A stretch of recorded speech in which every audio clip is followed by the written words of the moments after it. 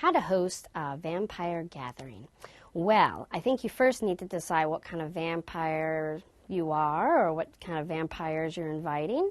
Let's say if you invite vampires that are very sensitive to lots of things, then you'll of course not want those items around, like garlic or any of the other main things like light or, details of that nature. So you'll have to decide what kind of vampires you are so that you can follow that theme with your decorations as well.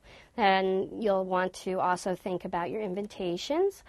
Typically, gatherings of vampires are held at old mansions or castles or something to that effect. So make sure when you're writing your invitations that, you give yourself a very fun, grand place for your location, even if it's not a mansion or a castle, let's say it is, right? So after we've got our lovely invitations out and your vampires are on their way, you're going to have to think about how you are going to decorate. So now that you know what vampires are attending, I think for the typical vampire, you'll want to make sure that you have lots of candles and candelabras all around the house. Very dim lighting in general, I think, will give your whole gathering a wonderful vampire ambiance. You'll also want to perhaps go and take all the mirrors in the house and cover them with some kind of fabric. You don't necessarily need to take them off the wall, but typically vampires don't show their reflections. So I think it would be good to perhaps go around and put fabric, maybe of velvet or satin, something of that nature, over them as great decorations. Of course, anything else as far as skull-like, vampire, scary stuff, or perhaps you could take it to a more grand, ball-esque-like thing and, bring out the good silver and whatnot and have something of that nature going on for your decorations. So once you've got that all set up, you'll want to decide what you're doing for entertainment and for your food and drinks. Now, this is where you really want to get creative. There's lots of lovely recipes and whatnots out there for Halloween vampire blood-looking punch-like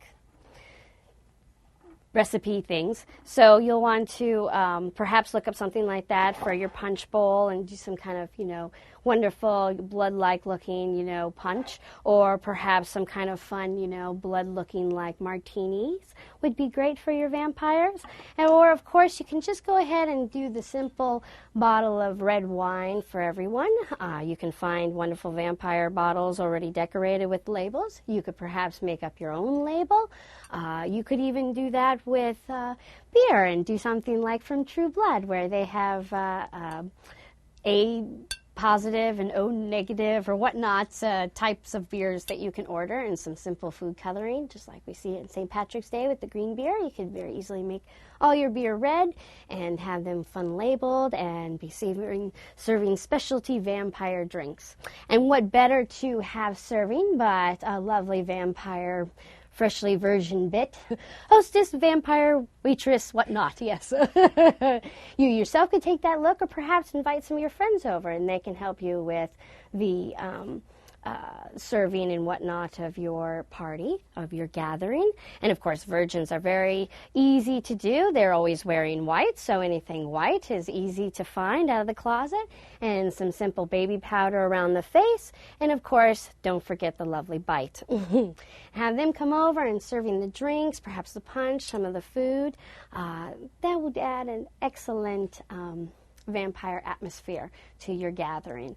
And then of course think about some wonderful favors to give off to your vampires as they leave.